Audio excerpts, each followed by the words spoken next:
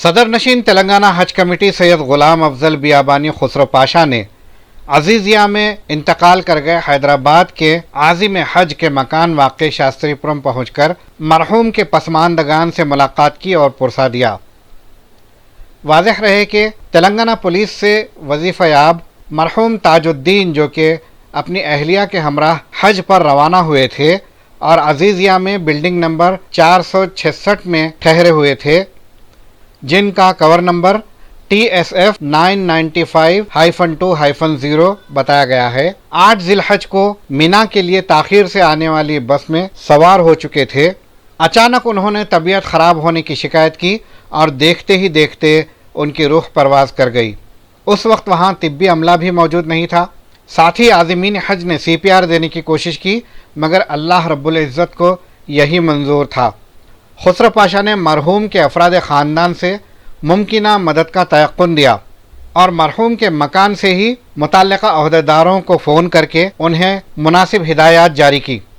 बादअज़ां खुसरो पाशा ने अपने दफ्तर वाक़ हज हाउस नामपल्ली में मीडिया कॉन्फ्रेंस की और सेंट्रल हज committee of India, ministry of minorities affairs और कौंसलेट जनरल ऑफ इंडिया को अपनी जिम्मेदारी ठीक से ना निभाने और बदतरीन इंतज़ामात के लिए जमकर तनकीद का निशाना बनाया। मैं एक बात की वजाहत करना चाहता हूँ। एक आदमी, एक हाजी जब यहाँ से हज को निकलता है तो उसको एक हज कराने के लिए किन किन महकमों की जिम्मेदारी होती है, अवाम में उस बात की वजाहत ज़रूरी है। एक हज कमेटी जो हम यहाँ पर हैं, दूसरा मिनिस्ट्री ऑफ माइनॉरिटी अफेयर्स जो न्यू दिल्ली, तीसरा सेंट्रल हज committee, 14 council general of India, ये सब मिलकर हज मिशन भी वहाँ पर बना है।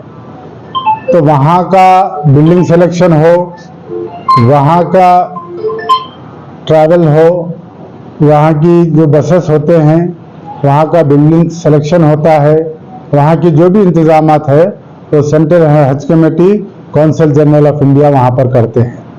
लोगों में गलतफहमी पहले ही जा रही है, सिर्फ तेलंगाना स्टेट हज कमेटी सारा निज़ाम देखती है, जो बिल्कुल सरासर गलत है।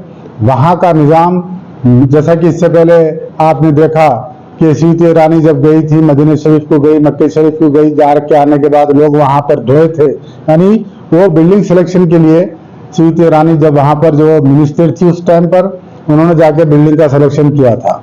और हमारे जो CGA हैं वो जिम्मेदार होते हैं। जो भी आदमीन हज को जो तकलीफ हुई है, जैसे कल बसेस का लेट आना, लोगों को दूसरे जगह पर छोड़ देना, ये तमाम तर जिम्मेदारी सेंट्रल हज कमेटी और CGA की होती है। उनको जिम्मेदारी कबूल करनी चाहिए। और इस साल सेंट्रल हज कमेटी का और CGA का बदतरीन इंतजाम रहा, बहुत से हाजियों को इसमें तकलीफ हुई। चलिए 200-400-500, हम ये नहीं चाहते कि कोई, जितने हाजी हिंदुस्तान से 2 लाख से ज़्यादा हुज्जाज इकराम यहाँ से गए हैं, सबको सहूलत पहुँचे, लेकिन बास को होता है हमारे 700-800 हुज्जाज इकराम को तकलीफ ही है। हम इसकी मजम्मत करते हैं और इंशाअल्लाह ताला आइंदा साल हम सेंट्रल हज कमेटी से पहले ही रुजू होंगे और मिनिस्ट्री ऑफ माइनॉरिटी अफेयर से पहले ही गुफ्तगू करेंगे कि इस किस्म की तकलीफ ना हो। इलेक्शन कोड होने की वजह से और हज से सिर्फ 5-6 दिन पहले ही स्टेट हज कमेटी बनी, ज़्यादा हम इन्वॉल्व नहीं हो सके। इंशाअल्लाह ताला आइंदा हम इन्वॉल्व होंगे, इस किस्म की किसी तकलीफ होने नहीं देंगे। ख़ास तौर पर मैं मीडिया भाइयों से ख्वाहिश करूँगा कि वो गैर ज़रूरी न्यूज़ फैलाकर, यानी उससे हो रहा क्या, हमारी तस्वीर लगा के न्यूज़ डाल रहा है, ठीक है, लेकिन जो दूसरे आज़मीन के अहले ख़ानदान यहाँ पर है, सब वो लोगों के फ़ोन से वो समझ रहे हैं कि सब के सब परेशान है। गलत न्यूज़ फैलाना, बहुतान तराशी करना भी गुनाह है। तो याद रखिए कि आप ऐसी न्यूज़ दीजिए, 2-4 को तकलीफ हम मानते हैं और हमारे ऑफिसर्स 24 घंटे यहाँ पे हम बैठे हैं कि हम सेंट्रल हज कमेटी से रब्त में आ रहे हैं। और वहाँ के जो मेन जो रहता है मौलम रहता है, मौलम सऊदी रहता है, तो मौलम को का तकर्रुर मिनिस्ट्री ऑफ माइनॉरिटी अफेयर्स और हज कमेटी मिलकर मौलम का तकर्रुर करती है। ट्रैवलिंग का तकर्रुर वो, ट्रैवलिंग का इंतजाम वो करती है। तमाम इंतजाम उनके हाथ पे रहते हैं। हम भी बेबस हो जाते हैं, हम सिवाय उनको फ़ोन करने के, सिवाय उनको यहाँ से इत्तला देने के हम दूसरी चीज़ नहीं कर सकते हैं। बहरहाल आप लोगों से ख्वाहिश है कि आज़मीन के जो रिश्तेदार है, हज़ारों की तादाद से यहाँ से गए हैं, उनके अंदर जो है बेचैनी ना पैदा करें। और इंशाअल्लाह ताला हमारे ऑफिसर्स आज 24 घंटे हम लगे हुए हैं, हम तमाम तर सहूलियात हम पहुंचाने की कोशिश कर रहे हैं। Madina school, best academic faculty, बेहतरीन डिसिप्लिन, जहां तालीम भी और तरबियत भी। 43 साल से लगातार 100% फर्स्ट क्लास और डिस्टिंक्शन रिजल्ट्स का बेमिसाल रिकॉर्ड।